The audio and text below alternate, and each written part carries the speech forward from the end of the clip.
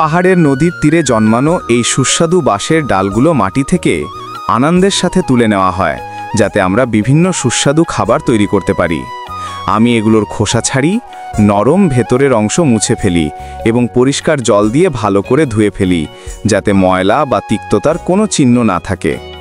তারপর আমি সামান্য লবণ যোগ করি এবং গরম জলে কিছুক্ষণ রান্না করি, যাতে সমস্ত তিক্ততা দূর হয়, যা এগুলিকে হালকা, মুচমুচে এবং সুস্বাদু করে তোলে।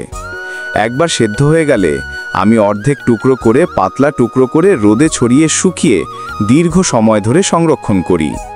আমি বাকি অর্ধেক পাকা বাঁশের ডালগুলো একটি কাচের পাত্রে রাখি এবং তার উপরে রসুন, কালো মরিচ, আদা, লাল মরিচ এবং যদি পাই জলের সাথে মিশ্রিত সামান্য দেশি মদ, কাউকে বলবেন না, দিয়ে ঢেলে দেই। তারপর আমি এই পাত্রটিকে ঠান্ডা জায়গায় রেখে দিই, যাতে এটি ধীরে ধীরে একটি চমৎকার আচারে পরিণত হয়। এখন আমি বাকি বাঁশের ডালগুলো খোসাসহ গরম জলে সামান্য সোডা দিয়ে সিদ্ধ করি, যাতে তন্তু নরম হয়। এদিকে একটি প্যানে আমি আদা, রসুন, মরিচ, গরম মশলা, লবণ এবং সয়া সস দিয়ে জল ফুটিয়ে নিই।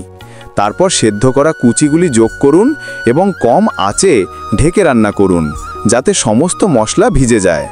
প্রায় 1 ঘন্টা পর যখন একটি স্বতন্ত্র সুগন্ধ ছড়িয়ে পড়তে শুরু করে, আমি সেগুলি চুলা থেকে নামিয়ে ফেলি। ততক্ষণে রোদে থাকা কুচিগুলি শুকিয়ে যায়। আমি একটি প্যানে সরিষার তেল গরম করি, কাটা আদা, রসুন, কিছু মাংসের মশলা, লবণ এবং সেদ্ধ আলু যোগ করি এবং ভালোভাবে ভাজি করি। ওপরে শুকনো বাঁশের কুচি এবং কিছু সবুজ পাতা ছিটিয়ে এবং প্রতিটি টুকরোকে তাদের স্বাদে মিশ্রিত করার জন্য 5 মিনিটের জন্য ভাপতে দিন। আর দেখুন, বাঁশের কুচি দিয়ে তৈরি আমাদের 3টি সুস্বাদু খাবার প্রস্তুত: একটি মুচমুচে শুকনো থালা, একটি টক আচার এবং একটি মশলাদার তরকারি। আমরা প্রায়শই বনে বসে এগুলি খাই।